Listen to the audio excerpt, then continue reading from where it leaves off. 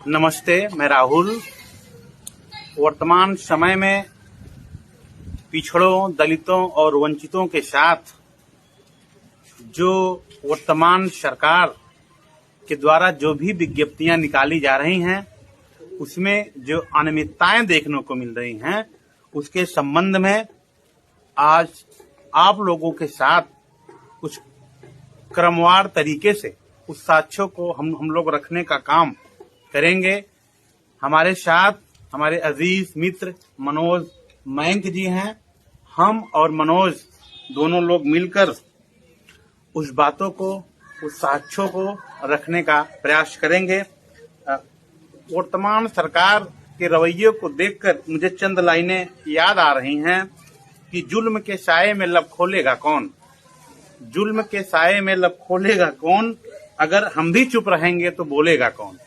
तो इस परिचर्चा में हम लोग वर्तमान समय में जो भी भर्तियां सरकार द्वारा विज्ञप्ति के रूप में प्रकाशित की गई हैं, उसको क्रमवार तरीके से आप लोग के समक्ष हम लोग रखने का प्रयास कर रहे हैं।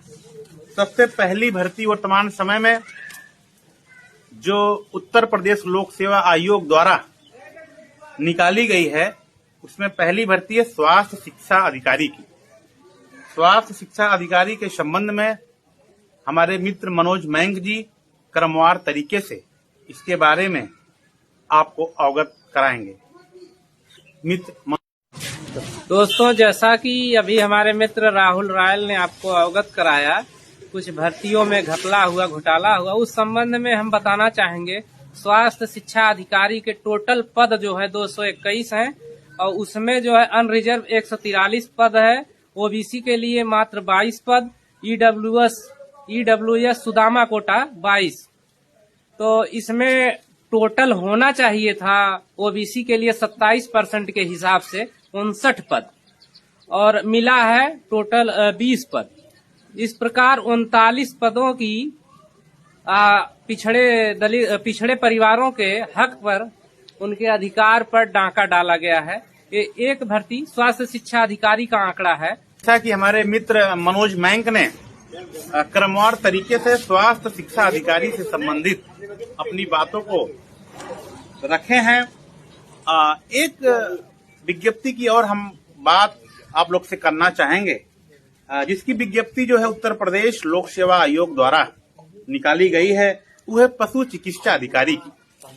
पशु चिकित्सा अधिकारी की विज्ञप्ति जब आप देखेंगे तो ऐसा प्रतीत होता है कि वर्तमान सरकार कहीं चिलम के नशे में सोई हुई है, क्योंकि उसके सभी नेता जिस बात का दम भरते हैं, उस दम को जब आप उस लोक सेवा आयोग की विज्ञप्ति पर देखते हैं तो उसका अनुपालन 0% देखने को मिलता है। कि ये भर्ती टोटल पद उत्तर प्रदेश लोक सेवा आयोग 404 पदों की बहाली के लिए विज्ञप्ति को जारी करता है। इस विज्ञप्ति में टोटल जो 404 पद हैं, उसमें अनरिजर्व के लिए तो 243 पद दिए जाते हैं। उसके बाद ईडब्ल्यूएस, जिसको हम सुदामा कोटा भी कहते हैं, उसमें भी 40 पदों के बहाली के लिए उस विज्ञप्ति में स्थान तो मिलता है। लेकिन फिर जब हम ओबीसी को देखते हैं तो ओबीसी के सामने सिर्फ 0 पद को देखने के बाद ऐसा प्रतीत होता है कि ये सरकार पिछड़ों के साथ उस जातिवादी जो मानसिकता को जाहिर करती है, जो साफ साफ ये दिखाता है कि सरकार ये पिछड़ों के अनहित पे तुली हुई है। और इस पशु चिकित्सा अधिकारी में ओबीसी के पदों की संख्या अगर 27% लिया जाए तो कम से कम 109 होने चाहिए। दूसरी भर्ती अभी विवादों में रही राजस्व लेखपाल की, जिसमें टोटल पद रहा 7,994 पद।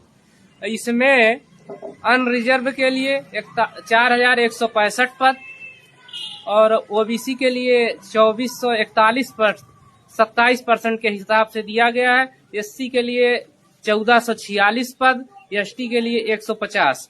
तो इसमें टोटल पद 27% के हिसाब से 2158 पद होना चाहिए। 1441 पद जो दिया गया है इसमें 717 पदों की 717 जो है पिछड़े वर्ग के परिवारों के साथ धोखा हुआ है। कम से कम 717 परिवार और इसमें चयनित होते तो अपने घर के आर्थिक संकट को दूर करते। इसी प्रकार 2019 में शिक्षक भर्ती का मामला रहा जो माननीय सर्वोच्च न्यायालय में विचाराधीन है। उसमें ओबीसी वर्ग का जो पद था उसमें मात्र 27% के हिसाब से देना चाहिए, लेकिन उसमें आरक्षण व्यवस्था को सरकार द्वारा या कुछ जिम्मेदार अधिकारियों द्वारा निष्क्रिय करके मात्र 3.8% का पालन हुआ है।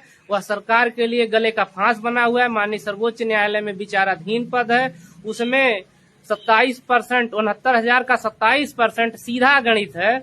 18,630 पद होना चाहिए, जिसमें मात्र केवल 2,663 बच्चों का ओबीसी वर्ग से चयन हुआ है। लगभग 15,967 पदों की लूट हुई है पिछड़े वर्ग की। यही सब जानकारियां आपके बीच में शेयर करना था कि पिछड़े वर्ग के साथ यह सरकार भर्तियों में किस तरह घपला और घोटाला कर रही है। आप लोग जागरूक बनिए, अपने हक और अधिकार के लिए संघर्ष करने की तैयारी करिए।